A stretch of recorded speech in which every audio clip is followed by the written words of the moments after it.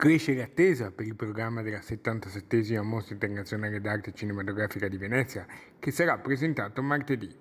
Tra i registi ospiti al festival ci sarà sicuramente anche il regista Luca Guadagnino, che abbiamo incontrato all'apertura della sezione Classici Fuori Mostra ai giardini della Biennale. Molte emozioni. La prima è che questa è la prima proiezione pubblica che io frequento prima della pandemia e del lockdown che ci ha costretti tutti a cambiare completamente le nostre abitudini di fruizione del cinema, per esempio.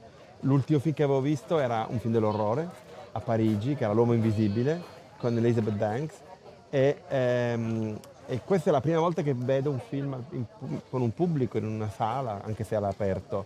Poi è molto bello per me stare nei giardini della Biennale, che è un posto stupendo, con quanti capolavori di architettura. Il film, restaurato, ha contato sulla partecipazione dello scenografo e artista veneziano Giovanni Soccollo. La cosa più importante del film è che è stato girato in sequenza, cioè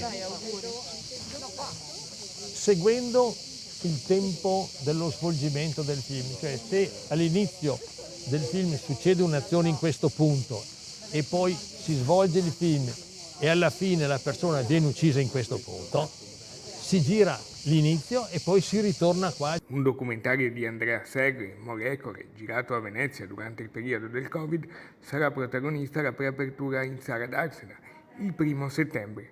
Guadagnino tornerà presto a Venezia, ma ancora non rivela con quale film. Io sono stato invitato alla Mostra del Cinema di Venezia per la prima volta da Alberto, credo nel 99, sì, con il mio primo film che era The Protagonist, ormai 21 anni fa. Io sono legatissimo a Venezia, sono legatissimo alla Mostra del Cinema di Venezia, ma sono sinceramente legatissimo ad Alberto Barbera.